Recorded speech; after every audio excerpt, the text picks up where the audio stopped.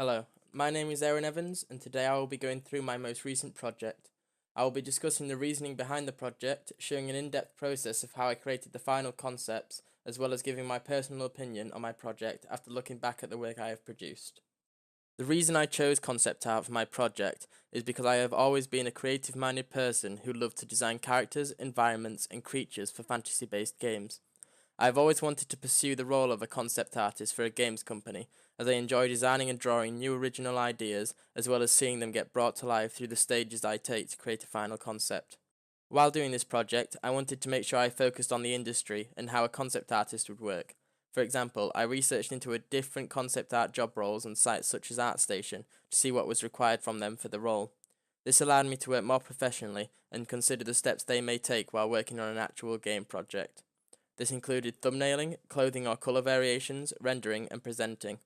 I wanted to follow these guidelines so that I could produce professional quality work, as well as receive feedback from my peers and others so that I could make any changes necessary to improve.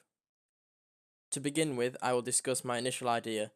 My first idea for this project was to create some concept art of character designs based on the theme Heroes vs Villains. This is due to a competition I had seen on ArtStation that had the same theme.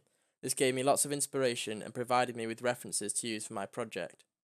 I wanted to create 3 characters in total: a frost mage, a berserker, and an archer. To start with, I created some silhouette thumbnails for the frost mage. As you can see, I created 10 designs to choose from, each design with a unique pose, equipment, and traits. While creating these thumbnails, I researched into character silhouettes and why they are important for a character design. I wanted my characters to be recognizable from just their shape and stance when compared to any other characters I create. For example, a game such as Mario has very iconic characters that are easily distinguishable, and their silhouettes all vary in shape, size, and characteristics. This is one reason why the Mario characters were successful, due to them being recognizable even from a distance. My next step, once I had chosen the silhouette to develop, was to create some clothing and colour variations. This gave me some different ideas to mix and match to create the most suitable look to the character. I wanted to keep the colour scheme mainly blue to resemble the frost theme I was going for. However, I experimented with other colours such as purple to see what other combinations could work. Before developing this character any further, I wanted to consult my peers and lecturers for feedback, which I am glad I did. After showing them my current work, I was told to try focus more on the fantasy aspect and to think more outside of the box, instead of going for the generic mage, warrior, and archer trio. Moving forward, I decided to look more into fantasy games that I play. One game that stood out was Diablo 3. This gave me the idea of changing my theme to angels. However, I wanted to stay away from the stereotypes associated with them, such as wings and halos. This would ensure that I had to think more creatively and that I would create more original designs.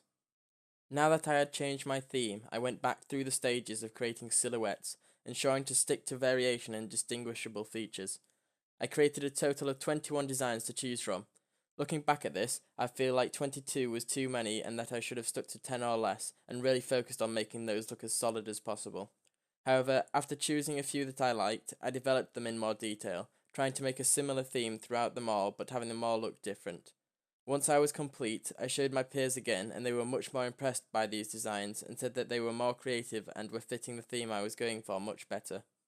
The majority voted for the second design, so I did some tweaking to the concept and created a page of colour variations. I also kept in mind that I wanted a colour theme to stick with my other designs too, so I needed to choose one that would fit the theme of angels and their surrounding environment. From this point onwards, I didn't really know how to progress. I knew that I had to create a final render of the character to show more detail, but I didn't know how to go about it. I decided to do some more research, such as watch tutorials on platforms such as YouTube and Udemy by other artists, as well as look at professional concept artists' works and the stages they took to render a character.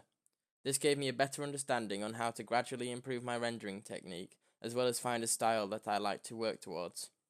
Overall, I am happy with my rendered version of this character, as I feel it shows the details I was trying to convey, as well as using good lighting to create the sense of it being in a 3-dimensional world.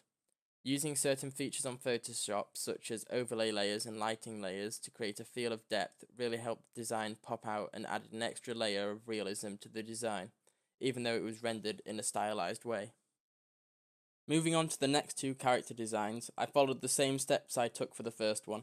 I created and developed versions of the silhouettes to show more details and design choices, as well as creating some colour variations to choose from. I make sure to constantly receive feedback from peers to ensure I was working in the right direction and sticking to my desired theme. I also referred back to my original character design to try carry both the theme and colour scheme across. However, when it came to the rendering stage of each character, I struggled to replicate my rendering style completely, but since the colour scheme and overall design was similar, they matched quite well. To create some differences between my characters, I had my second character look more dynamic and fierce, while for the third character I chose to create his form out of stone instead of skin. Giving each character names and unique characteristics created some personality and story within the concepts. Overall, I feel that this project has helped me understand the processes that concept artists take while designing characters. I have also realised how important feedback from peers and others are, as if I hadn't received the initial feedback, I would have continued to work on my first few concepts which were unoriginal and would not have shown my creativity or workflow that these new characters have. This also will help me keep my initial designs quite loose for future projects, as I am wanting the first few stages to be easily adaptable after feedback and not feel that time has been wasted on small details. This project has also given me the knowledge and skills to improve upon before moving on to my next project. I will be practicing and focusing on what I need to improve and develop to ensure that all future projects are of better quality and have a greater depth to the processes taken. This project has also provided me with character designs that I am proud of, which I can put in my online portfolio and show to the gaming community on sites such as ArtStation. I am happy with the work I have produced. However, if I were to do this project again, I would have tried to develop and replicate my rendering style more closely with each of the finished concepts, as well as include more details at each stage of development to help portray the characters in a better way.